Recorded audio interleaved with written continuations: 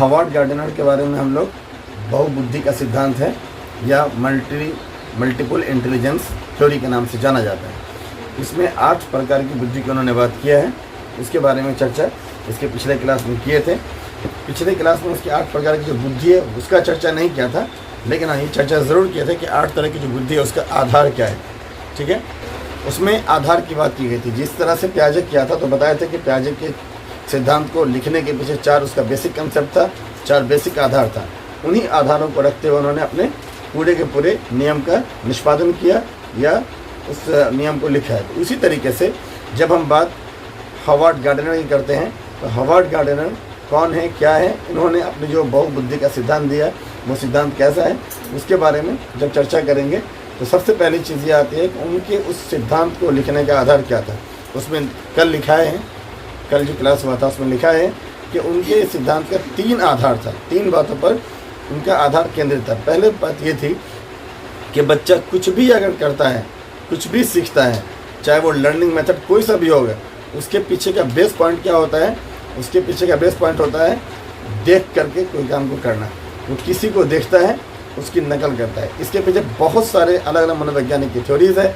Skinner की बात भी इस तरह की है, थॉर्नडाइक ने भी इसकी बात की है, ठीक है, कोलबर्ग ने भी इसकी बात की है। तो हम उस सब में नहीं जाएंगे, उनका अलग सिद्धांत है। लेकिन इन्होंने जो अपने सिद्धांत का आधार रखा है कि 8 अलग तरह की के मतलब स्किल्स होती है, महारतें होती हैं, कौशल होती हैं, और उन महारतों के आधार पर कोई व्यक्ति किसी एक प्रकार की क्वालिटी में दक्ष हो जाता है और वो बहुत गुण माना जाता है उस तरह की क्वालिटी के लिए। जैसे टीचर है, उसका एक अलग तरह का ये होगा, क्वालिटी होगी। नेता है, उसका अलग तरह का होगा। कोई आर्टिस्ट है तो उसकी अलग तरह की होगी। कोई सिंगर है तो उसकी अलग तरह की होगी, है ना।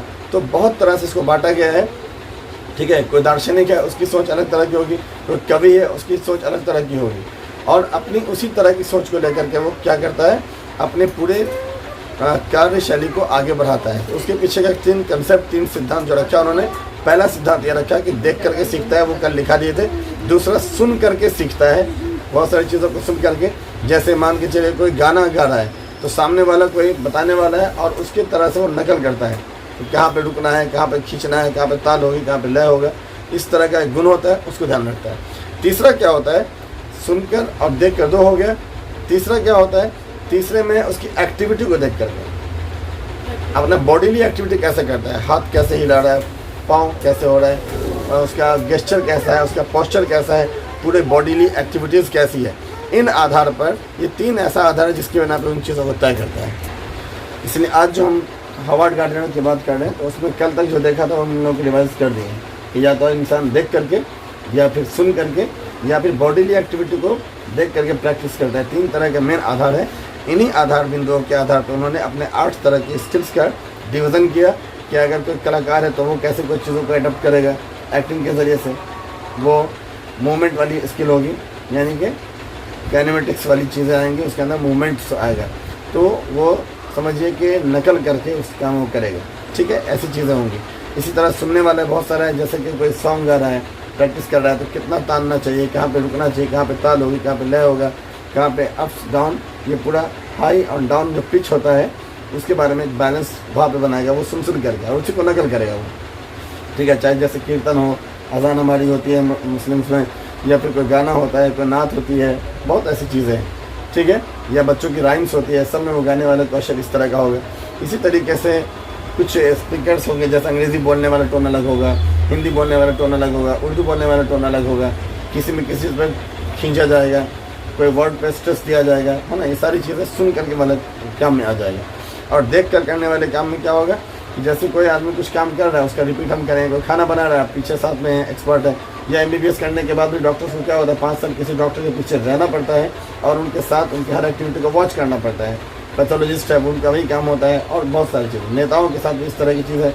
जो जूनियर नेता होता है वो सीनियर नेता का नकल कर करके आगे बढ़ता है, देखता है कि किस चीज़ से कितना फ़ायदा हो रहा है, उसको नकल करता है। तो ये सुनने वाली और करने वाली और देखने वाली जितनी भी एक्टिविटी है उसका आधार बना किसका, हॉवर्ड गार्डनर का। इस तरीके से उन्होंने कुल मिलाकर के जब सिद्धांत की रचना की तो 8 तरह के इंटेलिजेंस हिस्से को बांटा। 8 तरह की बात ही पूछी जाती है और NCERT 8 तरह की बात को ही मानता है और सवाल भी 8 तरह का ही पूछा जाएगा। BPSC भी बिहार का है, इसी को मानेगा।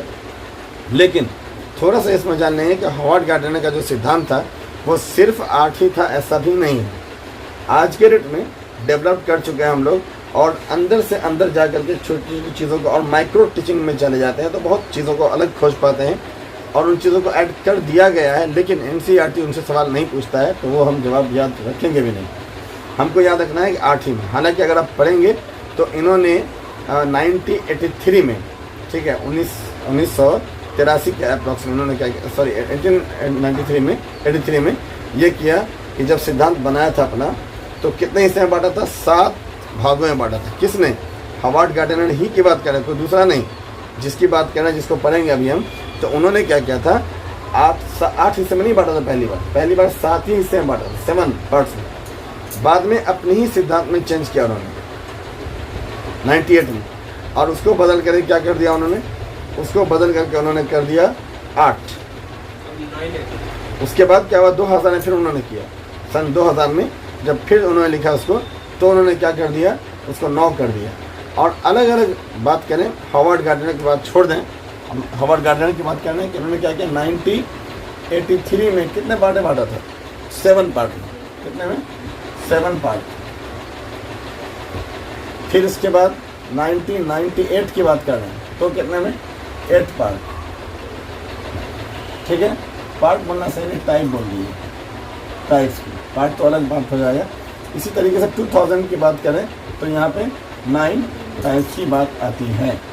लेकिन इसके बाद अगर आज के टाइम बात करें तो हॉवर्ड गार्डनर को छोड़ के बाकी जो रेस्ट अदर जिनका भी अपना रिसर्च है, उन्होंने इसको न 7 न 8 न 9 बल्कि इसको उठा करके 13 तक पहुँचा दिया है। इतने टाइप की महारतें होती हैं। अगर और अलग तरीके से देखेंगे तो और, लेकिन ये ऑप्शन में नहीं आएगा। ऑप्शन में ये आता तो गलत होगा, ये आता है तो भी गलत होगा, ये सॉरी ये वाला ही सही होगा। अगर सवाल पूछता है तो एनसीईआरटी 8 को ही मानती है, हमको जवाब 8 का ही देना है, 2000 का नहीं देना है। सन 2000 में जो आया 1998 वाली बात को ही मानना है। यह पूछेगा, ये पूछ जाएगा कि 8 तरह से जो बांटा, कब बांटा, तो 1998 में, याद रखिएगा। और 2000 में बांटा था तो 9 टाइप से। उसके पहले 1983 में बांटा था तो 7 टाइप से। और अभी अलग अलग मनोवैज्ञानिक की बात करें, अलग अलग रिसर्चर्स की बात करें, तो वो 13 टाइप से इसकी बात करते हैं कि स्किल्स होती है। उसी में से निकाल के दिया है। जैसे बोले ना, कुछ ऐसे व्यक्ति जिनमें एक से ज़्यादा स्किल है, उसको एक अलग क्लास में डाल दिया है, वो क्या है, तो उससे सवाल हमारा नहीं आता है। तो उसको पढ़ के कन्फ्यूज़ होंगे, गलत जवाब देकर के आएंगे, तो बेहतर उसको नहीं पढ़ें, ठीक है ना। उसके लिए बाद में देखा जाएगा।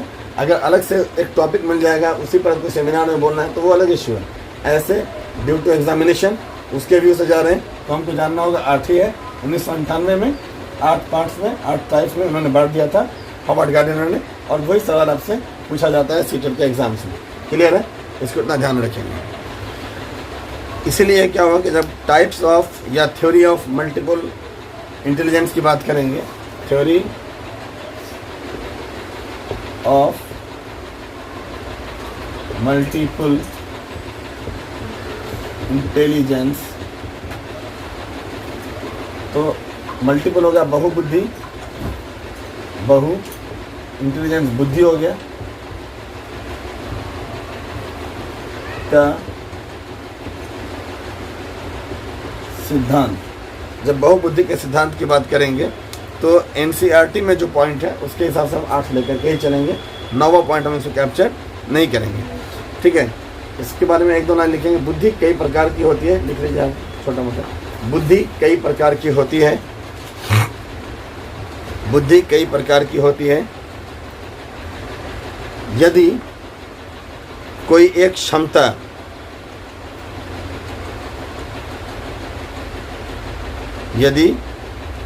क्षमता किसी व्यक्ति में नहीं है,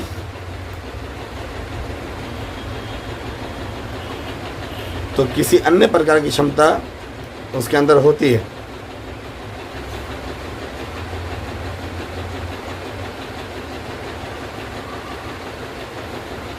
किसी अन्य प्रकार की क्षमता उसके अंदर होती है। इसीलिए वैज्ञानिक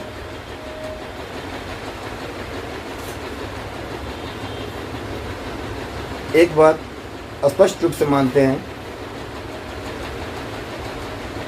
कि बुद्धि किसी व्यक्ति के द्वारा किए गए कार्य के किसी व्यक्ति के द्वारा किए गए किसी कार्य के मूल्यांकन के उपरांत तय की जाती है। मूल्यांकन के उपरांत तय की जाती है। क्या अर्थ है इसका? मूल्यांकन का मतलब हो गया कि आपने उसको मेजर किया। जैसे मान लीजिए एक ही काम दिए 4 आदमियों को करने के लिए, तो चारों आदमी एक ही काम तो नहीं किया। अभी जैसे 4 आदमी का टेस्ट कर लेंगे, अभी टेस्ट जैसे आप लोग कर लेंगे, क्या सबका स्कोरिंग सेम आएगा? नहीं, अलग आएगा। किसी का ज़्यादा आएगा, किसी का कम आएगा। अगर सिर्फ इतना ही सा मानदंड हो जाए कि आप बुद्धिमान हैं, तब तो ये भी हो सकता है ना कि 10 क्वेश्चन को याद करके आ गया होगा तो बहुत बड़ा बुद्धिमान हो गया। कोई नहीं याद करके आ होगा तो बेवकूफ़ हो गया। इसीलिए क्या होता है कि किसी भी क्लासेस में a number of works have been added, यानी 10th क्लास ही पढ़ते आएंगे तो सिर्फ मैथ नहीं पढ़ते हैं, सिर्फ साइंस नहीं पढ़ते हैं। उसके अंदर क्या होता है, SST का भी समावेश है। उर्दू हिंदी भी लैंग्वेज के तौर पर, अंग्रेजी भी लैंग्वेज के तौर पर है। आप फोकस करता है कि मुझे सब पढ़ना है। ओवरऑल आपका परफॉर्मेंस क्या होता है, वो आपकी ग्रेडिंग तय करता है, वो आपका परसेंटेज तय करता है। यही चीज़ मूल्यांकन होती है। अब ऐसा नहीं कि एक आदमी डॉक्टर क्या पैदा हुआ तो उसको लकड़ी चीरने नहीं आता, गया तो एकदम बुद्धू हो, लकड़ी चीरने का काम उसको कोई पढ़ाई नहीं है तो क्या जानेगा बेचारा। लेकिन दूसरा बच्चा लकड़हारे क्या पैदा हुआ, बचपन से पैदा हुआ, तब से लकड़ी चीरते देख रहा है, तो नहीं भी चीरेगा ना तब भी जानेगा कि कैसे लकड़ी चीरना चाहिए। अब उसको हम अधिक बुद्धिमान बना देंगे। तो डिपेंड करेगा कि आप किस फेज ऑफ ट्रांजेक्शन से, किस फेज ऑफ ट्रांजिशन में आप जी रहे हैं।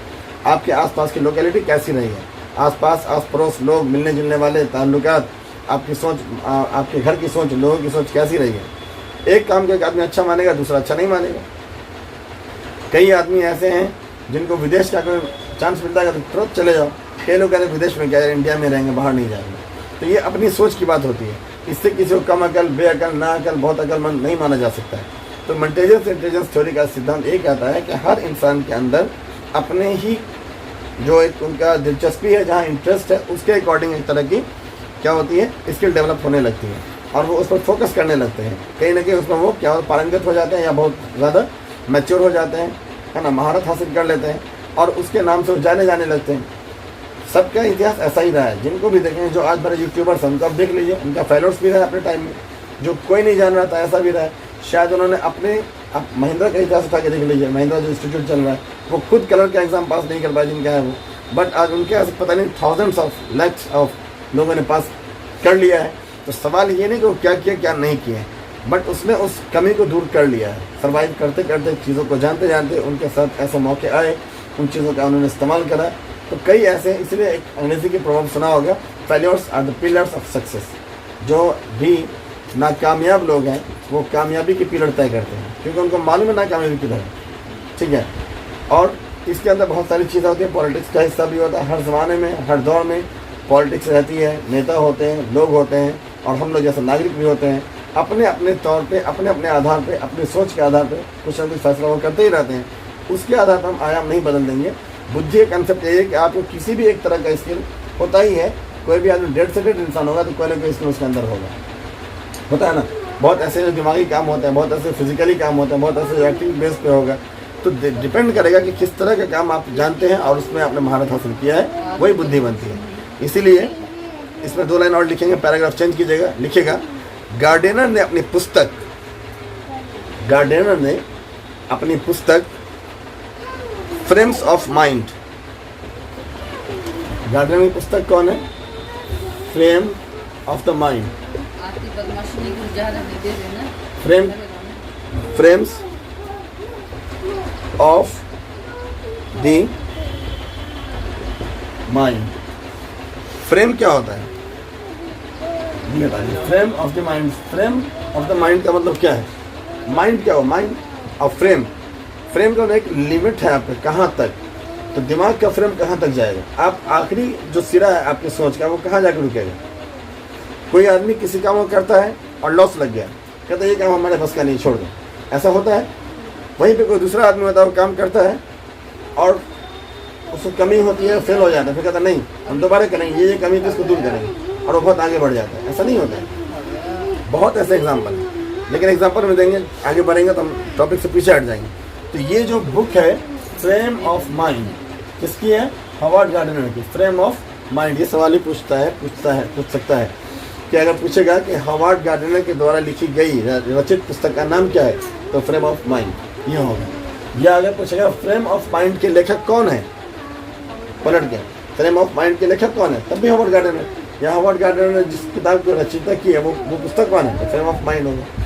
इसको इसके साथ जैसे बहुत आजकल देखते हैं ट्रेंड चलता है, कुछ नाम के साथ डैश लगा देते हैं। जैसे मूवीज़ का नाम देखा होगा, दाग डैश लिखा द फायर, इस तरह कर देता है। फिर फॉग डैश द धुंध, इस तरह कर दिया, धुंध द फॉग, इस तरह। तो एक वर्ड होता है, उस पर स्ट्रेस डालिए, कुछ चीज़ों को हम ये करते हैं। जैसे न्यूज़ का नाम देखते होंगे, जैसे बहुत सारे न्यूज़ में देखते होंगे, आज तक आपको रखे आगे, ठीक है, ABP सबसे तेज सबसे आगे, ये स्लोगन होता है और उसको इसका लेना देना नहीं है। इसी तरीके से क्या होगा, इस बुक का जो नाम लिखा जाता है इसको हम बोलते हैं the theory of multiple intelligence.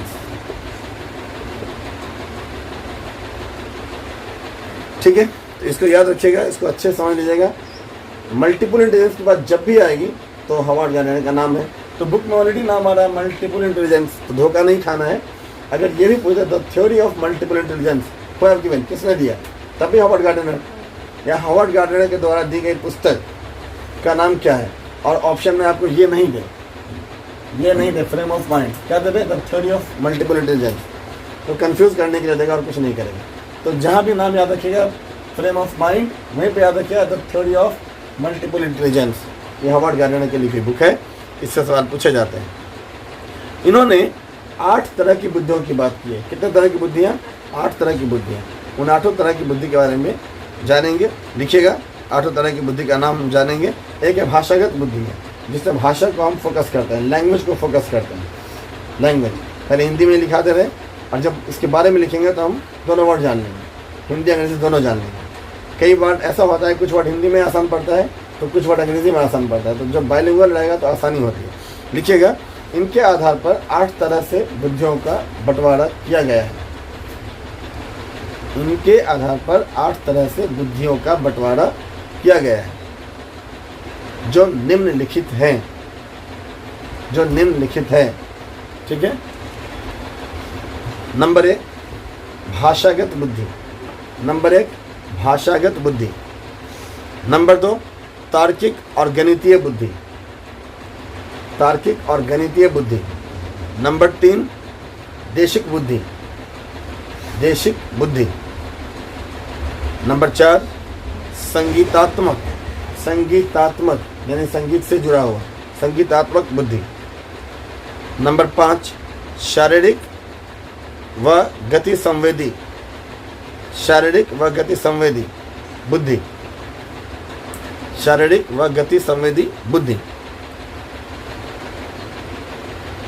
छठा अंतर्वैयक्तिक बुद्धि। इंट्रापर्सनल कहलाता है इंग्लिश में। अंतर्वैयक्तिक, एक से दूसरे में, दूसरे से पहले में। ठीक है, अपने में नहीं है, लिमिट नहीं है। अंतर्वैयक्तिक, एक से दूसरे में जाना, तो अंतर्वैयक्तिक बुद्धि। 7वां है अंतःव्यक्ति बाहर नहीं जाएगा, हम अंदर झांक रहे हैं अपने कि हम क्या किए, कोई काम किया, गलत हुआ, सही हुआ, सेल्फ इंट्रोस्पेक्ट, खुद उसको दोबारा मूल्यांकन करता है, अरे ये तो गलत हो गया, इसको ऐसे करना था, इसीलिए ऐसा हो गया। तो दोनों नाम मिलता जुलता है। अंतर्वैयक्तिक है एक से दूसरे में जाना, जब आगे लिखे हैं तो डिस्कस कर लेंगे दोनों पर, लेकिन दोनों नाम साथ में इसलिए बोल रहे हैं। अंतर्वैयक्तिक में एक से दूसरे में, और अंतःवैयक्तिक अपने आप के अंदर झांकना है कोई चीज़ को, है ना। तो ये बुद्धि का प्रकार है। और 8वां है प्रकृतिवादी बुद्धि। कुल मिला के ये 8 तरह की बुद्धियाँ हैं, जिसको हार्वर्ड गार्डनर ने बांटा है। अभी जस्ट इसके पहले हम बोले कि हार्वर्ड गार्डनर ने ही 7 तरह की बुद्धियों की बात भी की थी 1983 में। कभी कभी ये सवाल ही पूछता है कि सबसे पहली बार सर्वप्रथम हार्वर्ड गार्डनर ने बुद्धि को कितने हिस्से में बांटा था, तब 7 नहीं है। अगर ये सवाल आता है कि हार्वर्ड गार्डनर ने सर्वप्रथम सबसे पहली बार जब बुद्धि का बंटवारा किया तो कितने भागों में, तो 7 आएगा आंसर। और कब किया, मतलब पहली बार जो 7 हिस्सों में बांटा वो कब किया, तो 1983 में आएगा। ठीक है, अगर इसी चीज़ को पूछता है, सीधे पूछता है कितने भागों में बांटा, तो 8। पहले दूसरे आखिरी नहीं लगाएगा तो 8। अगर पहले लगा के पूछता है, पहले वाला सवाल पूछा हुआ है, तो 7 देंगे। बाद वाला पूछता ही नहीं है, 2000 वाला कहीं लिखा ही नहीं, उसका सवाल नहीं करता। मगर पहले वाला एक बार कहीं पूछा गया सवाल है, कहीं एमपी टाइप पूछा जाएगा, 2 बार कहीं पूछा है, तो यहाँ भी ला सकता है, बहुत बड़ा इश्यू नहीं है। तो जानेंगे। और पहली बार वाला सवाल आएगा तो 7 आएगा, 1983 में आएगा। दूसरी बार वाला सवाल अगर आता तो 1998 में आएगा और 8 आएगा। अगर इसके बाद वाला आता जो कि नहीं आता है तो याद रखिए इसको भी कि 2000 में उन्होंने बांटा था और 9 जगह बांटा था। और आज तक जो मनोवैज्ञानिकों ने रिसर्च किया उसके आधार पर जो बात कहते हैं तो करीब 13 तरह की बुद्धियाँ उन्होंने बांटा है। ये भी फ्लक्चुएट कर देगा और भी कोई नया नाम डाल देंगे, तो वो सवाल हमारा नहीं पूछा जाता, उस पर चर्चा भी हम नहीं करें तो बेहतर है। हम 8 की बात करें, वो 8 ये है। अब इसमें 1 बाय 1 हम सारी चीज़ों को देखते हैं। सबसे पहले आ जाइएगा, उसको लेकर चलेंगे जो इनके बेस का आधार था। याद है, इनके आधार में 3 चीज़ लिखा था। क्या क्या लिखा था? एक आधार वो लिखा था जिसमें बच्चा कोई चीज़ को देख के नकल करेगा। जैसे मान लीजिए आप कोई चीज़ को, अमरूद है पेड़ में लगा हुआ, आप उसको लंबा डंडा लेके, या आम, अभी आम का सीजन, लोग आम तोड़ने जाएगा तो क्या होता है, लंबा लगा होता है, उसमें जाला लगा रहता है, ऐसे फंसा के खींच लेते हैं। एक ऐसा आता है जाला नहीं लगा रहता है, उसमें सिर्फ डंडा ऐसे लगा होता है फंसाने वाला, उससे भी तोड़ लेते हैं। दोनों से तोड़ देते हैं। अगर आपको दोनों दे दें तो आप किसको यूज़ कीजिएगा? आप जाला वाला यूज़ कीजिएगा या फंसा के खींचने वाला यूज़ कीजिएगा? क्यों? क्योंकि आपको उसके बारे में पता है, फल नीचे नहीं गिरेगा, चोट नहीं लगेगी, डैमेज नहीं होगा, साफ सुथरा रहेगा, एकदम फ्रेश रहेगा, है कि नहीं? लेकिन अगर ऐसे खींचेंगे तो क्या होगा, नीचे गिर जाएगा, गंदा भी हो सकता है, गंदगी होगी तो लग भी सकता है। छोटे बच्चों को दे दिए, वो किसको करेगा? वो जाल वाला नहीं करेगा, उसको दिक्कत होगी। हाँ, नहीं लगा होता उसमें, आम को तोड़ता है अक्सर लोग, ठीक है। और उससे क्या होता है, दोनों मेथड है। आप अगर ऐसा कर रहे हैं, कोई दूसरा देख रहा है, वो नहीं किया हुआ है, तो नकल कर लेगा। तो ये देख के किया, वो देख के करना बहुत आसान है, कर लेगा। दूसरा क्या है, सुनकर करने वाला। जैसे गायक है, एक आगे गा रहा है, पीछे पीछे आप गा रहे हैं। जैसे फॉर एग्जांपल जिसको हम ये बोलते हैं, क्या बोलते हैं उसको, जैसे आप सारे जहाँ से अच्छा हिंदुस्तान वाला गा रहे हैं, तो एक मेन आर्टिस्ट होगा, वो पूरी बोल को आगे से बोल के चला जाएगा। पीछे क्या होगा, बहुत ऐसे लोग होंगे, नहीं वो तो माने लिखने वाले हैं, जो गायक है, मेन गायक है, वो गा रहा है। पीछे कई लोग होंगे, गाय नहीं है, उन्होंने लिखा है, पीछे बहुत सारे लोग हैं, वो उसको क्या कर रहा है, नकल कर रहा है। तो अब वो बोल के सारे जहाँ से अच्छा हिंदुस्तान हमारा हमारा, तो अब आप क्या कीजिएगा, हमारा हमारा से शुरू कीजिएगा, उसको लाइन में पलट दीजिएगा। तो पीछे वाला नकल किससे कर रहा है? ऊपर वाले के टोन में, जिस टोन में वो जा रहा है उसी रिदम पे ये भी जा रहा है। तो ये रिदम का नकल रिदम में कर रहे हैं, ये सुन करके कर रहे हैं, ठीक है। या आपको वर्ड्स की बात कर रहे हैं, कोई बात कर रहे हैं, आप कुरान से हवाला दे रहे हैं, आप वेद से हवाला दे रहे हैं, गीता से हवाला दे रहे हैं, और वो बात बोल के तब उसके बारे में बता रहे हैं कि ये ऐसे ईश्वर कह रहा है, ये ऐसे अल्लाह कह रहा है, ये ऐसे गॉड कह रहा है, बता रहे हैं। तो उसमें आप गॉड की बात कर रहे हैं, गॉड ने कहाँ कहा, उसका हवाला ला रहे हैं। तो अगला जो सीखेगा तो वहीं से नकल करेगा। तो वो क्या किया, वो आपकी चीज़ों को लिख रहा है। ये सब बॉडीली कोई काम नहीं है कि आप ऐसे हाथ से लिखा हो, नहीं लिखिए, आप ऐसी याद कर लीजिए, मगर आपको हवाला देना पड़ेगा, है ना, उसका कहाँ से रेफरेंस है। हम भी जो कोई बुक लिखते हैं, आप कोई बुक लिखते हैं, उसके पीछे ये क्या होता है, हवाला होता है। अभी ये सारी बात क्या है, रेफरेंस।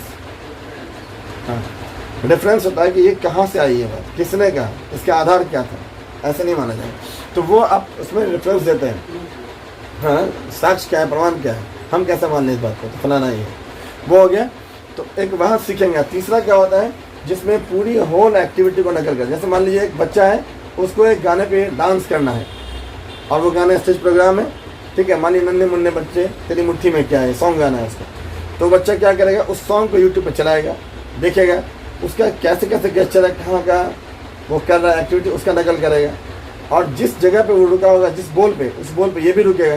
तो बोल के साथ अपने फिजिकल एक्टिविटी को मिला रहा है कि नहीं मिला रहा है। एक था बोल के साथ बोल गाएगा तो वो रिदम में आ गया, वो अलग था। और ये बोल के साथ फिजिकल एक्टिविटी मिला रहा है, दोनों मिला रहा है, तो ये अलग तरह की एक्टिविटी है। तो ये 3 मेन आधार है कि देख कर करना, या शारीरिक रूप से उसका नकल कर लेना, या फिर सुन कर करना। ये 3 मेन आधार इन्होंने माना था, इसका कलम लिखा है, याद होगा। अब इसके आगे हम चलते हैं, ठीक है। पहला लिखिएगा, सबसे पहले शारीरिक गति संवेदी के बारे में बात करते हैं, क्योंकि ये आधार वाले पार्ट में क्या था, शारीरिक गति संवेदी। इस वर्ड को ध्यान दीजिए, शारीरिक हो गया फिजिकल, पूरी बॉडी से कोई काम करेंगे हम, हाथ पाँव पूरे पार्ट्स ऑफ द बॉडी, इसका यूटिलाइज होना चाहिए। नाम से भी लग रहा है शारीरिक लिखा गया है ना, सब चीज़ आएगी इसमें। हाँ, वो भी आ जाएगा, एक्सरसाइज भी आ जाएगा, डांस भी आ जाएगा, ये सारी चीज़ें आ जाएंगी। या और भी आप जो डेली लाइफ में काम करते हैं, मैंने ड्राइविंग कर रहे हैं, तो ड्राइविंग में क्या होता है, हाथ का काम है, पाँव का काम है, आँख का काम है, सब चीज़ का काम है। कई बार आपकी माने लाइट, आप क्या करते हैं, हाथ बाहर निकाल के ऐसा दिखाते हैं, साइड कर रहे हैं, लेफ्ट जा रहे हैं, राइट जा रहे हैं, है ना। लाइट जलाने के अलावा भी कोई बिजी सड़क है तो आप हाथ दिखा देते हैं, ठीक है, इशारा कर देते हैं, कुछ बोल भी देते हैं, कई बार रुको यार आगे बढ़ रहे हैं हम, तब निकाल लेना, टोक तक देते हैं। ये सब आपका संवेदना है। आपको पीछे की आवाज़ सुनाई दे रही है, पीछे का कुछ दिखाई दे रहा है। संवेदना में तो 5 चीज़ आती है ना, देखना, सुनना, टच करना, चखना, सारी चीज़ें जो पढ़ा है प्याजे में ही पढ़े उस चीज़ को। तो ये क्या होता है, शारीरिक वो सारी आ जाएगा। साथ में क्या है, गति संवेदी। गति का मूवमेंट है, बॉडी हुआ, बॉडी का मूवमेंट हुआ, और उसके अलावा संवेदना हुई, सब इंटरमिक्स आ रहा है। तो ऐसी क्वालिटी है। इसका अंग्रेजी क्या होगा वो लिख लीजिए साथ में, लिखा शारीरिक, गति संवेदी, ठीक है। आप ब्रैकेट में लिख लेंगे इसका अंग्रेजी में नाम, बॉडी काइनेस्थेटिक, बॉडी शारीरिक हो गया, काइन किसका है, काइनेमेटिक्स पढ़े होंगे ना फिजिक्स में, क्लास 9th में, गति ऊर्जा, वहाँ काइनेमेटिक्स होता है, तो काइन वहाँ से लिए। और क्या लिए हैं इसके अलावा, एस्थेटिक, काइनेस्थेटिक, मूड क्या है आपका, मोड, अभी क्या करना है, पोस्चर, गेस्चर, उसकी एक्टिविटी, और साथ में एक वर्ड है इंटेलिजेंस। ये क्या हुआ, इसका अंग्रेजी है, लिखेंगे। हाँ, बुद्धि है। जैसे कि कुछ का बता रहे हैं बुद्धि है जो मेरे पास नहीं है, नहीं कर सकते हैं, लेकिन कुछ हो जाता होगा आपसे भी, बात करते तो तैरना भी मतलब इसी में आ जाएगा, इसी में आ जाएगा। मतलब बुद्धि मेरे पास नहीं है, और जो डांस भी कर लेता है, स्विम भी कर लेता है, तो ये बुद्धि उनके पास होते हैं। उसी को लेकर के आज जो 13 तरह का बना दिया है लोगों ने, 13 तरह का, लेकिन सवाल उससे नहीं पूछता है तो उस पर नहीं जाएंगे। अगर स्पेशल यही चीज़ हो कि बुद्धि क्या है, बुद्धि से सीटेट में 2 नंबर का सवाल जनरली पूछा करता है, 2 से 3 नंबर मैक्सिमम, तो उसमें उतना डीपली जाने का नहीं है। ज़्यादा कोशिश करें जो पूछा जाता है उस पर चले जाए, इसलिए उस पर फोकस नहीं करें। लेकिन कई लोगों में एक से ज़्यादा तरह का काम करने की एबिलिटी होती है, वो ड्यू टू वर्किंग एक्सपीरियंस। इसमें और जो दूसरी परिभाषाएँ हैं वो आ जाएंगी, उससे समझ में आ जाएगा, तो वो देख लेंगे। जैसे इसके बारे में पहले लिख लेते हैं, शारीरिक अथवा किसी अंग को लचीला बनाकर, शारीरिक मतलब शरीर का इस्तेमाल करेंगे, अथवा किसी अंग को लचीला बनाकर, फ्लेक्सिबल बनाकर, एकदम जैसे चाहे वैसे ट्विस्ट कर लिया। शारीरिक अथवा किसी अंग को लचीला बनाकर प्रयोग करना,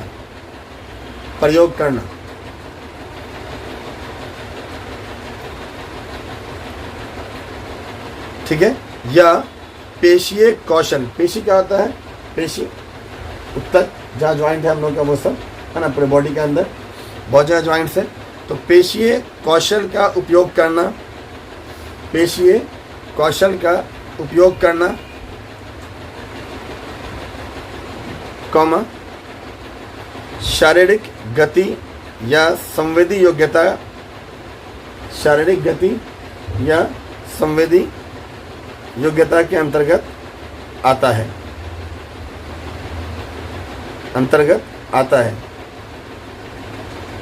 यहाँ तो कोई दिक्कत नहीं है। इसमें किन लोगों को जोड़ा जाएगा, जैसे लिख लीजिए कौन लोग इसके अंतर्गत आएंगे, जैसे खिलाड़ी, स्पोर्ट पर्सन। आप अगर बैट्समैन है तो हाथ कैसे नचा लेता होगा, कुश्ती खेलने वाला कैसे कर लेता है, ठीक है, कबड्डी खेलने वाला कैसे कर लेता है, पूरी बॉडी उसकी टूटी हुई है, एक अंग जैसे चाहे वैसे होल्ड कर ले, ऐसा लगता है। या बाबा रामदेव कैसे कर लेते हैं, पूरा सब कुछ एक्सरसाइज, तब सब कुछ कर ले, सब क्या है, बॉडी की एक्टिविटी है। तो खिलाड़ी आ जाएगा इसमें, ठीक है। दूसरा नृतक, नाचने वाली नृतक।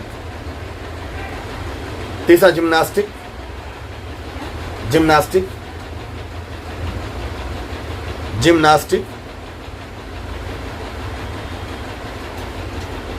तैराक, तैरने वाला जो होता है, हाँ।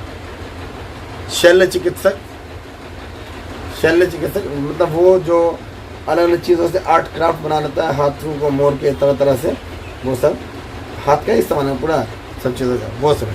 तो ये इसके अंतर्गत आ जाएगा। ये पहली बुद्धि हो गई। इसमें कोई डाउट है किसी में? शाहरुख खान किसका एग्जाम्पल होगा पूछा जाए तो? शाहरुख खान का ये एक्टिविटी है। अमिताभ बच्चन के अंदर यही हो जाएगी। और ये बहुत सारा देखा, जितने भी एक्टर एक्ट्रेसेस हैं, आधार कार्ड लिख दीजिए उसी में, आधार कार्ड एग्जाम में लीजिए तो हो जाएगा, ठीक है। अब चलता है दूसरा लिखिएगा अंतर्वैयक्तिक बुद्धि। ये कन्फ्यूज़न वाला वर्ड है, इसलिए इसको पहले लिखा रहा है। अंतर वैयक्तिक, हम पहले ही बोले अंतर वैयक्तिक, एक से दूसरे में एंट्री होना। समझने के लिए याद रखिए माइंड में, मतलब गलत हो जाएगा मगर ध्यान में डालना चाहिए।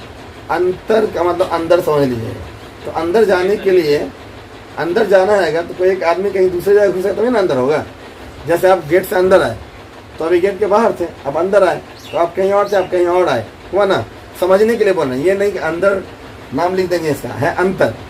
तो अंतर का मतलब सेंसर एक से दूसरे में इन कर जाना।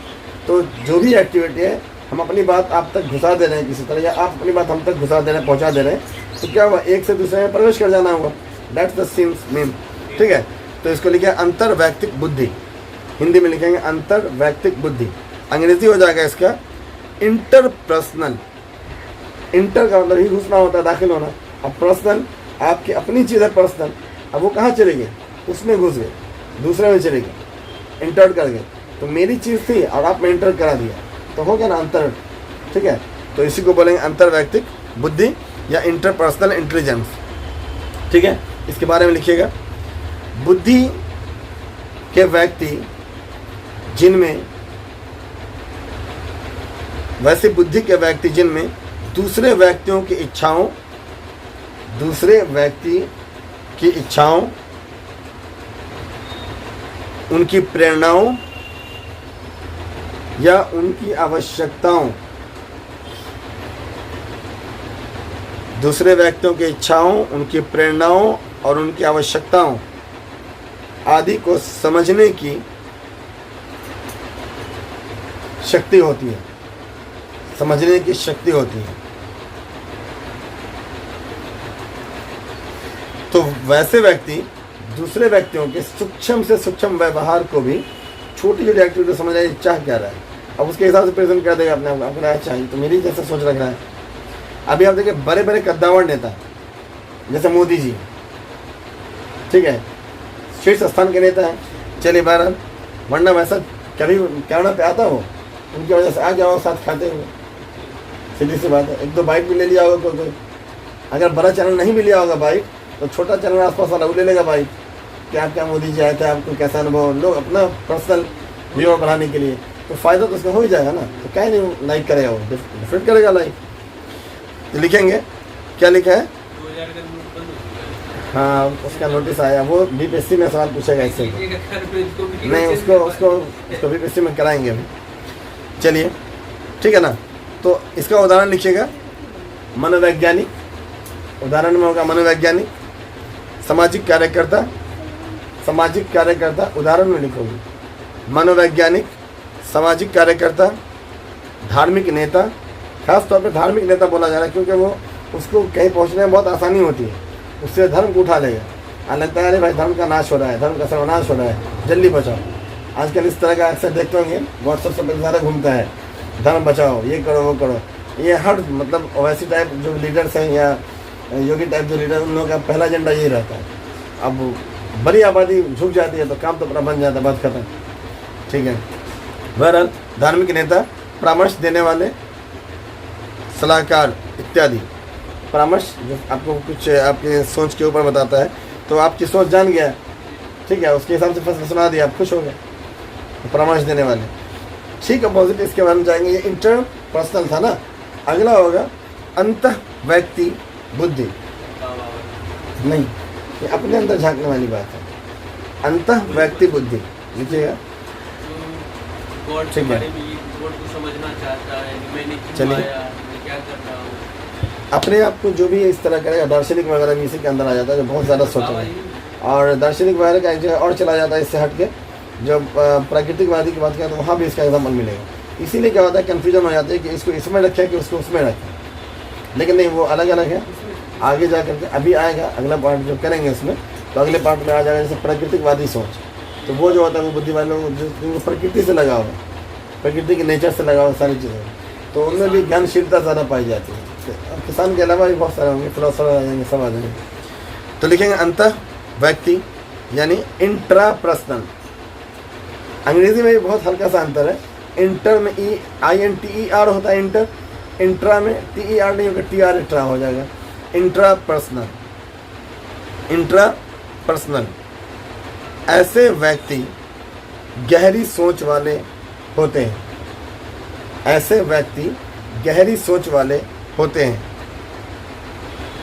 तथा इच्छाओं को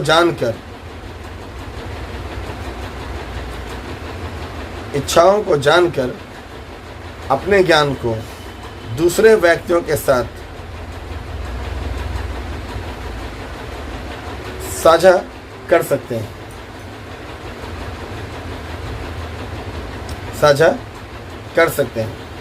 वो सब नहीं होता है हाथ देखने वाला सर, वो सब इसी तरह समझ आए क्या जानना चाह रहे हैं।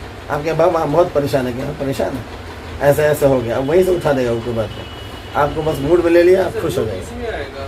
ठीक है, आएगा ना, तो वही क्या क्या है, सब तरह की गहरी सोच वाले लोग उसको पकड़ लेते हैं, आपको वहाँ भी आ जाएगा, पकड़ लिया। नेता में भी ऐसी चीज़ होती है जो पहले लिखा है उसमें थोड़ी थोड़ी चीज़ें आती हैं, तो थोड़ा कन्फ्यूजन इस तरह से बन जाता है कहीं पर। तो लिखेंगे इसमें दार्शनिक आएगा, दार्शनिक, फिलोसफर जिसको बोलते हैं अंग्रेजी में, दार्शनिक। इसका डिज़ाइन प्लानर कुछ आप करना है, वो इवेंट करना है, इवेंट मैनेजमेंट करने वाले लोग, तो वो कहेंगे आप हिमाचल जा रहे हैं तो वहाँ पर के लोगों को ये पसंद है, ऐसा लुक अगर होगा तो अच्छा रहेगा। देखते नेता लोग जो कहीं जाता है तो किस स्टेट में जा रहा है, कहीं पगड़ी पहन के चला जाएगा तो कहीं उसको डिज़ाइनर रहता है अलग, वो खुद से थोड़ा पहन लेता है सारे, उसको कौन सा चीज़ वहाँ का बोलना है जो वहाँ के लोगों को पसंद होगा, सारी चीज़ों को स्पीच तैयार की जाती है। इसका पूरा एक मतलब पूरा क्या कहेंगे, पूरा स्ट्रक्चर बना हुआ है। ऐसा नहीं आप साल वाली पब्लिक कहते नहीं इतना हमारे तरफ झुकाव है, इसका झुकाव कितना है, अफ्रीका को लोग उसको उस तरह से रेडी कर दिया है, सिस्टम बना हुआ पूरा, क्या कर सकते हैं। आगे चलेंगे, हाँ डिज़ाइन प्लानर इसमें आ जाएगा। हाँ विकास, डॉक्टर विकास दुबे के बता रहे थे कि जो महात्मा गांधी जो उस टाइम में हाँ। मतलब मेरा आपका जन्म तब है ना, हाँ। तो उस टाइम में वो पढ़ने के लिए गए थे, ये हाँ। वाला एक बुद्धि कैसे रखते, ये मेंटलिटी कि मतलब लोगों को जो है ना, मतलब जब तक बताएंगे नहीं कि हम तुम्हारे साथ है, तब तो वो पहनावा उड़ावा या हर चीज़ तो कैसे हो। और स्टार्टिंग उनका देख लीजिए कैसा था, स्टार्टिंग देख लीजिए कैसा था, बिल्कुल बाद में एकदम बड़ा चेंज, सही है इत्यादि। ठीक है, आगे चलेंगे। लिंग्विस्टिक वाली मतलब भाषागत बुद्धि, लिंग्विस्टिक लैंग्वेज नहीं लिखेंगे, लिंग्विस्टिक बोलने चालने से रिलेट करता है, तलफ़ुज़ की बात होती है, उच्चारण की बात होती है, सारी इसके अंदर आ जाएगी। भाषा तो होगा ही, लिंग्विस्टिक LINGUISTIC लिंग्विस्टिक। ये जो बुद्धि है इसके बारे में लिखेंगे। ऐसी बुद्धि वाले व्यक्ति भाषाओं और शब्दों को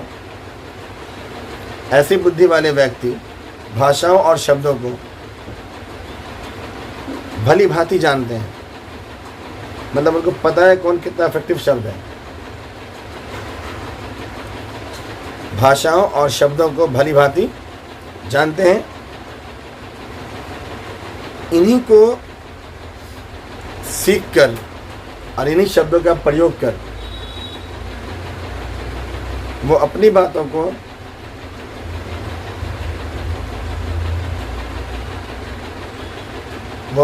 को गहराई से किसी सोच तक पहुंचा देते हैं। मतलब आपको मजबूर कर देंगे वहाँ चले जाइए, किसी व्यक्ति का नाम भी नहीं लिया, आप पोइट्री कह दिया, आप पहुंच जाइए उसके बारे में है, कोई ऐसे इंसिडेंट को जोड़ दिया या इंसिडेंट का डायरेक्ट नाम नहीं लेगा, उससे जुड़ा हुआ कोई संदर्भ होगा है ना, उसको जोड़ देगा उस कविता के माध्यम से, बस आप वहाँ तक पहुँच गए। तो ऐसे लोग लोकप्रिय ज़्यादा हो जाते हैं, उनको लगता है क्या कवि है, लेखक इत्यादि। ठीक है, इसको भी क्या लोग बांट दिए हैं, जैसे बोले तेरा जो बोला जा रहा है, अब उसमें कोई फिल्मी डायलॉग लिखता है उसको अलग बांट दिया है, कोई सीधे कविता मतलब लेख लिख रहा है उसको अलग बांट दिया, कोई उपन्यास लिख रहा है उसको, तो उस तरीके से बांट दिया। लेकिन first of all the credit जा रहा है इन्हीं के पास, तो इनके नाम से जोड़ा जाएगा। इसलिए हम 13 को इसमें नहीं लेंगे, क्योंकि सवाल भी उतना नंबर का पूछता नहीं है, होता ना कि 12-13 नंबर का सवाल पूछ लेता है तो थोड़ा उसमें ज़्यादा फोकस हो जाता है। 1 कारक बुद्धि, 2 कारक बुद्धि, इन सबसे सवाल नहीं के बराबर ही पूछता है, लेकिन कम से कम नाम तो जानना होगा, उनका नाम जान लेंगे, उसके बारे में जान लेंगे। अभी इसी के लास्ट में ख़त्म होगा तो वो भी कर लेंगे, देख लेंगे, अगर समय इतना बच ही जाएगा तो कर ही लेंगे। ठीक है, तो वो उसका उदाहरण हो जाएगा। ठीक है, जिसमें हम लोग ऐसे व्यक्तियों की बात करते हैं, भाषागत बुद्धि की बात कर लेते हैं। ठीक है, उसका लिखिएगा देशिक बुद्धि, विजुअल कहलाता है। देशिक का मतलब विजुअल, VISUAL, विजुअल शब्द है, ज़्यादा आसान। देशिक बुद्धि ऐसे व्यक्तियों में किसी खास स्थान, ऐसे व्यक्तियों में किसी खास स्थान, जगह, वस्तु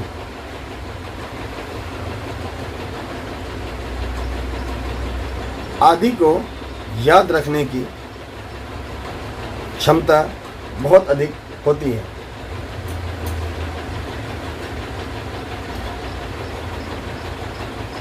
और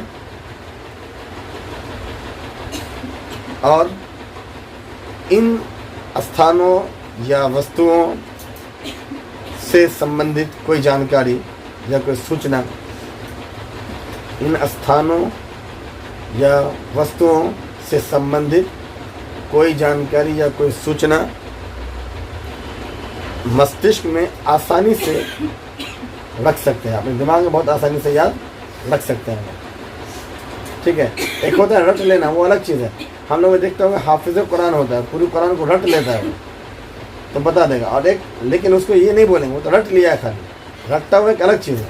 एक होता है आप कहेंगे, जैसे बहुत लोग लैंडमार्क होता है, आप भी कोई एड्रेस लिखते हैं, अगर कोई ऐसी जगह चले गए जो आपके लिए नया प्लेस है, या आप किसी नई बसी हुई आबादी में चले गए। पटना में कुछ नई नई आबादी है, जैसे न्यू अजीमाबाद कॉलोनी, बड़ी लंबी चौड़ी कॉलोनी, अच्छे लोग भी वहाँ पर, लेकिन वो बस्ती नहीं बनी है। तो जो लोग पुराने लोग भी हैं उनको उसका बहुत आइडिया नहीं है, वो उसको पाटलिपुत्रा के नाम से जाना करते थे। अब न्यू अजीमाबाद कॉलोनी हो गई, न्यू लग गया है, तो उसी का एक पार्ट कट ऑफ हो गया। अब उसके बारे में बहुत जानकारी वो नहीं दे सकते, क्योंकि तोड़ फोड़ हुआ, नया कंस्ट्रक्शन, तो बहुत ज़्यादा जानकारी नहीं। लेकिन कुछ ऐसा व्यक्ति होता है जिधर से गुजर गया उसको माइंड में एक नक्शा ही बना लिया, बोलेगा इतना खंबा क्रॉस कीजिएगा, इतना कदम बढ़िएगा, दाएं मुड़िएगा, फलानी दुकान दिखा देगी, उसके बाद ये बोर्ड होगा। मतलब ऐसा बता रहा है, जैसा लग रहा है आपको लेके ही सच जा रहा है, कोई वो बता रहा है। कुछ लोगों में ऐसा भी होता है, कुछ लोग मोटा मोटी ऐसे जाएगा ना, फिर आप पूछ लीजिएगा, फिर जाएगा वो पूछ लीजिएगा, दोनों में अंतर है। तो वो जो एक्यूरेसी घुसा लिया माइंड में, वो चीज़ जो है वो देशिक होता है। मतलब एकदम माइंड उसका एक बार टच हो गया, पूरा लग रहा है वो CCTV फुटेज दिखा रहा है, ऐसा लग रहा है। ठीक है, तो वो ऐसी बुद्धि का उदाहरण है। उदाहरण लिखिएगा, जैसे विमान चालक, हवाई जहाज चलाने वाला जो होता है विमान चालक, चित्रकार, नाविक, नाव चलाने वाला, मूर्तिकार,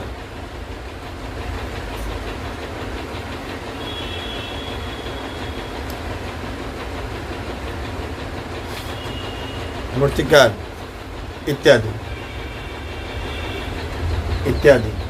ठीक है, इसके बाद लिखिएगा कितना नंबर हो गया ये? 6 हो गया, 6 हो गया कि 5 ही हुआ? 5 हुआ। छठा लिखिएगा संगीतात्मक। संगीतात्मक का मतलब संगीत से जुड़ा हुआ, जैसे सुनील सर अपने यहाँ है ना, संगीतात्मक बुद्धि। इन व्यक्तियों का झुकाव संगीत में होता है, इन व्यक्तियों का झुकाव संगीत में होता है। इन्हें सुरों का ज्ञान होता है, सुर जो होता है सुरताल, सुरों का ज्ञान होता है, सुरों का ज्ञान होता है। 7 सुर का नाम सुना होगा ना, सारे गा में पता नहीं सही है, सुर है ना पूरा, तो सुरों का ज्ञान होता है।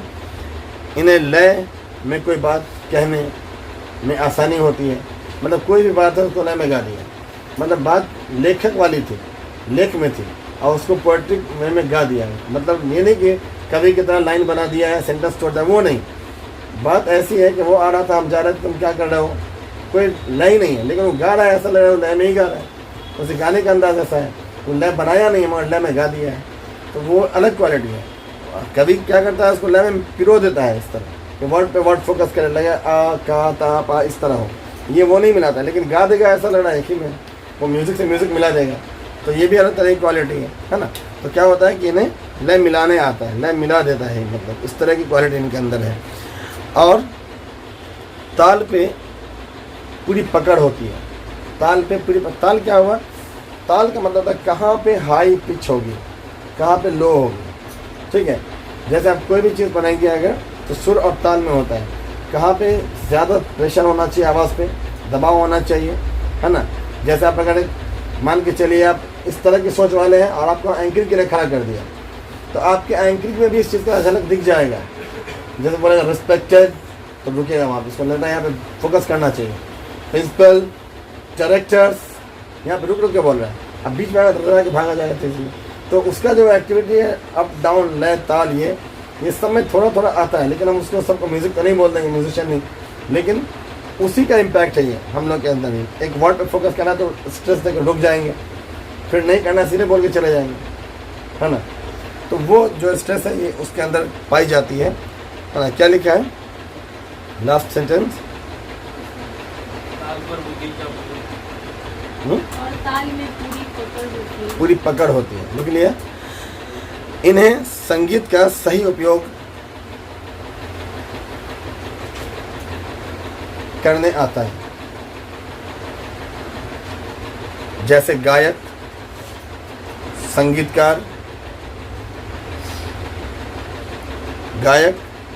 संगीतकार, आदि। प्रकृतिवादी इंटेलिजेंस, सोच, प्रकृतिवादी बुद्धि लिखिएगा। प्रकृतिवादी बुद्धि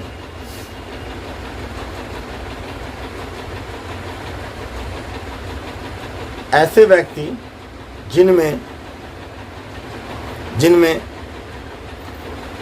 पेड़ पौधों, जो पेड़ पौधा हम लोग देखते हैं वो पेड़ पौधों, पशुओं, बाग बगीचों, खेत खलिहानों, पहाड़ पठार, नदी, तालाब, समझ रहे हैं मतलब ये सब किस संदर्भ में बात हो रही है ना। इनसे अधिक लगाव होता है, देखिए लगाव सबको होता है, आपको भी लगाव है। अगर अभी आपको गाछी में घूमने का मौका मिले और छुट्टी हो जाए, या आपका जो एक टारगेट है वो कंप्लीट हो चुका है, आपको कोई बहुत बड़ा काम नहीं है, अब यह लग रहा है टारगेट क्या है तो निकल ही जाएगा, तो आपका जो टाइम है उसको शहर में रख स्पेंड करने में मन नहीं रहेगा। आपको लगेगा हरियाली होती है, आम के बगीचे में घूमना, यहाँ से पट से आम गिरा तोड़ के खा लिया, लीची तोड़ के खा लिया, तो किसको नहीं अच्छा लगेगा। अच्छा तो हमको भी लगेगा, आपको भी लगेगा, लेकिन एक अच्छा लगना हो गया, वो अच्छी चीज़ सबको अच्छी लगती है। जैसे कि मिठाई हमको पसंद है, किसको ना पसंद है, सबको पसंद है मिठाई, सब खाता है। लेकिन एक होता है सिर्फ मिठाई ही खाएगा, ठीक है। जैसे कृष्णा जी के बारे में कहा जाता है वो माखन, तो मक्खन भी सबको अच्छा लगता है, लेकिन उनका नाम माखन चोर पड़ा। अब इसमें देखेंगे बुद्धि से रिलेटेड जो सिद्धांत है बहुत सारा, जैसे ऐसा नहीं है कि हॉवर्ड गार्डनर एक अकेला बंदा था, उसने बुद्धि को देखा, बुद्धि पर सब कुछ लिख दिया, नहीं। बुद्धि के बारे में चर्चा बहुत ज़माने से हुई, बहुत लोगों ने काम किया। किसी ने कहा एक तरह की बुद्धि होती है, किसी ने कहा दो तरह की बुद्धि होती है, किसी ने कहा काम के अनुसार बुद्धि होती है, कोई कहता है रुचि के अनुसार बुद्धि होती है। भैया जैसी जैसी बुद्धि होती है, इन्होंने कहा सबको समेट करके एक जगह बांध दिया कि ऐसे ऐसे बुद्धियाँ होती हैं। लेकिन और वो कौन लोग थे जिन्होंने क्या, उनका भी तो नाम होगा, उनका भी काम है। हालांकि सवाल उनसे नहीं पूछता है ज़्यादा, लेकिन कम से कम नाम जानने तक ज़रूरी है, इतना जान लें हम लोग। लिखिएगा बुद्धि से संबंधित परिभाषा या उससे संबंधित बुद्धि से संबंधित परिभाषा या उससे संबंधित व्यक्ति, ये आपका हेडिंग हो गया। इसमें कौन कौन है, ठीक है ना, थोड़ा सा जानना ज़रूरी है। जैसे सबसे पहले परिभाषा लिख लेते हैं, तो किसी चीज़ को समझने के लिए परिभाषा ज़रूरी होती है, नहीं तो परिभाषा लिख लेते हैं। पहला लिखिएगा बुद्धि की परिभाषा लिख लीजिएगा। इसमें किसी एक व्यक्ति का नाम नहीं आएगा, जितने व्यक्ति ने जो भी कुछ कहा सबका निचोड़ निकाल के यहाँ डाल दिया। मतलब आप सब लोग बड़े बड़े लोग हैं, बड़े महान व्यक्तित्व हैं, आप लोगों ने ऐसी सोच के नहीं कोई काम किया होगा, कुछ तो आधार रखा होगा, ठीक है। आप कुछ और बात का आधार रखा, किसी ने कुछ और बात का आधार रखा, लेकिन आधार रख करके ही कोई बात कही है ना। तो उस तरह की जो सोच है वो किसी एक नाम में नहीं डाला, उसको सीधे बुद्धि में डाल दिया कि यही है बुद्धि। और उसमें से किस चीज़ को आधार मान लिया अविनाश ने लिया, किसको आधार भारती जी ने लिया, किसको आधार हमने लिया, या किसको आधार गुंचा ने लिया, तो एक अलग सवाल बनेगा वो। तो वो किसके द्वारा क्या बात है वो अलग है, ठीक है। तो थोड़ा सा इस पर लिख लेंगे। पहले लिखिएगा बुद्धि क्या है, पहले लिखिए बुद्धि क्या है, लिखिएगा इसके बारे में।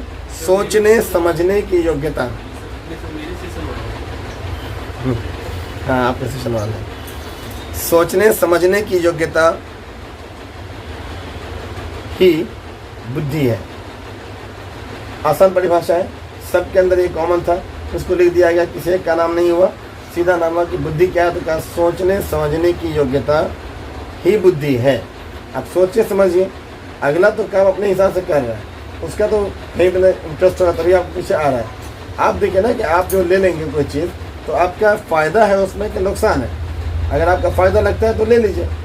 मान लीजिए महंगा लग रहा है, एक बात मानिए, सपोज आपके पास 1 लाख रुपया हो पास है अभी, और वो यूजलेस है। यूजलेस किसी मतलब पैसा तो काम ही का होता है, लेकिन बेसिक नीड आपको नहीं है, घर का किराया देना है या खाने का खाना है या पेट्रोल भराना है, ये सोच नहीं है आपका, एक्स्ट्रा पैसा पड़ा हुआ है। वैसे में आपका कोई जानने वाला है जो आपके लिए ख़ास है, उसको ज़रूरत पड़ के पैसे की, आप नहीं दीजिएगा उसको, आराम से दे देंगे। लेकिन मान लेते हैं यहाँ पर कि 1 लाख अभी एक्स्ट्रा था, अभी आपका 4 लाख एक्स्ट्रा हो, दूसरा एग्जाम्पल, लेकिन आपको सामने जो काम है, मान लीजिए घर में एक सिस्टर की शादी है, ऐसा कोई रीज़न है, वहाँ 20 लाख का काम है, और आप कोई साथी कह रहे यार सोच रहे पार्टी किया जाए, मैं 2 लाख है तुम चला दो, अभी तक है ना अभी हम नहीं चलाएंगे। 1 लाख था तब चला दिया आप, 4 लाख भी तो नहीं चला रहे, क्यों? तब काम नहीं दिख रहा था, अब काम दिख रहा है, आपको लगा ये तो खुद कम पड़ जाएगा, हम इसको कैसे देते हैं, उल्टे ये देता है हमको। वो भी कोई इमरजेंसी वर्क होता है, हॉस्पिटलाइज होता है, ऐसा कुछ होता है तो दे भी देते भाई, कि पार्टी शार्टी करेगा इसके लिए हम क्यों उसको दे दे पैसा, नहीं नहीं। तो हम वहाँ पे अपना माइंड सेट करेंगे कि इसके लिए ज़रूरी है कि नहीं है, फिर जोड़ेंगे मेरे लिए कितना ज़रूरी है। हम बोलेंगे मेरे लिए ज़्यादा ज़रूरी है, इसके लिए कम, तो क्यों दें इसको, नहीं मेरे लिए तो ऐसे ही पड़ा रहेगा, चलो दे देते हैं, देगा 1 महीने बाद 2 महीने बाद दे देगा, और क्या, तो हम दे भी देंगे। तो ये माइंड सोचेगा आपका, ये जो सोच हुआ इसी चीज़ का नाम बुद्धि है, कि हम जब कोई काम करेंगे तो प्रेजेंस ऑफ माइंड अप्लाई करें कि ये मेरे लिए कितना ज़रूरी है और कितना ज़रूरी नहीं है, दोनों चीज़, ठीक है, तभी जाके कोई काम हम करेंगे। यही है बुद्धि, साधारण अर्थ है। आगे लिखेंगे किसके अनुसार क्या कहा गया, जैसे लिखिएगा टर्मन के अनुसार, टर्मन के अनुसार, टर्मन नाम है, ठीक है, टर्मन के अनुसार बुद्धि अमूर्त विचारों के बारे में, बुद्धि अमूर्त विचारों के बारे में, अमूर्त विचार जो दिखाई नहीं देता है, ठोस है, जैसे आसमान दिखा, छुआ कभी नहीं है, ठीक है, ईश्वर तो दिखा भी नहीं है, छुआ भी नहीं है, लेकिन प्रतीत होता है ईश्वर होगा, उसने दुनिया को रचा है। अपने आप बहुत सारी चीज़ कैसे हो रही है, छोटा मोटा काम भी करते हैं तो उसमें बहुत सारे एक्सपेंडिचर है, इतना सारा पेड़ पौधा, अगर एक किसी भी पेड़ पौधे का एग्जाम्पल ले लीजिए, उसमें बीज से वो पौधा कैसे निकल जाता है, कुछ नहीं है, सब कुछ हो जाता है, अंडे से बच्चा कैसे आ जाता है, तो माइंड कहता है कोई तो है इसके पीछे जो उसको कर रहा होगा, अपने आप से तो काम होता नहीं है, तो लगता है कोई तो होगा, तो वो कौन है, हम तो नहीं, आप तो गॉड ही है, मान लेते हैं। तो बहुत लोग और बहुत सारा तर्क लगा के वहाँ पहुँचेंगे, लेकिन मोटा मोटी बात हम ये कह रहे हैं कि जहाँ पर जिस चीज़ को देखा भले नहीं है, लेकिन लगता है कि इस शक्ति को कोई अपने आप से नहीं नियंत्रित करेगा, तो कौन कर रहा है।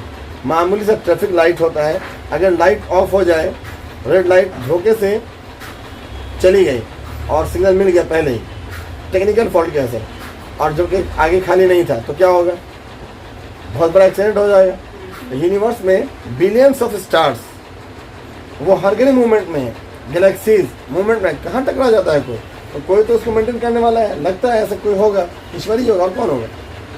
ये चीज़ है, जो नहीं मानने वाले उनका भी तर्क है, तो उसके पीछे नहीं जाना है। तो टर्मन ने माना कि बुद्धि क्या है, अमूर्त विचारों के बारे में सोचने की योग्यता है, अमूर्त विचारों के बारे में सोचने की योग्यता है, लिख लिया, अमूर्त विचारों के बारे में सोचने की योग्यता है। कौन कहता है, टर्मन।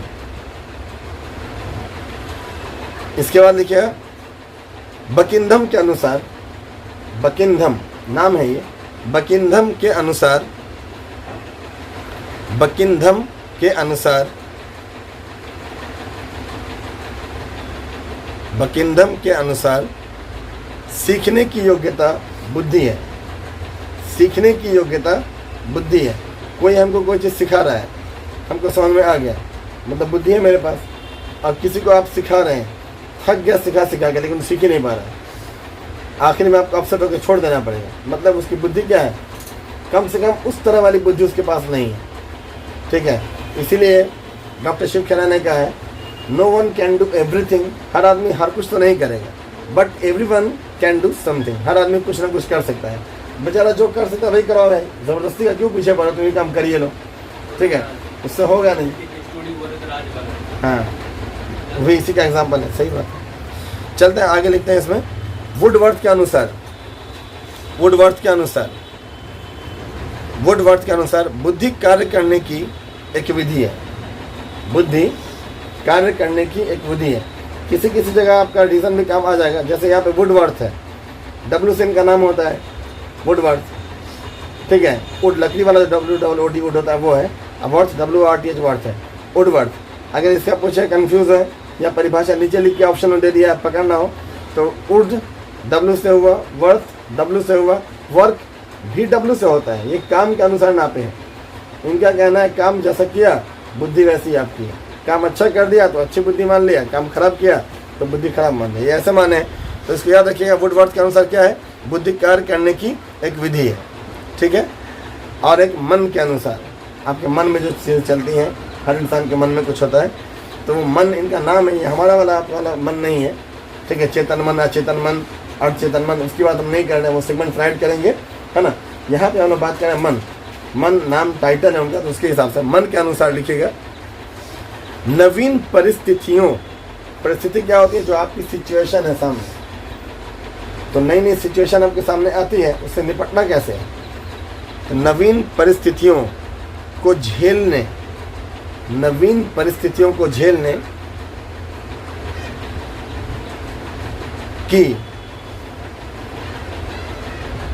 की मस्तिष्क की शक्ति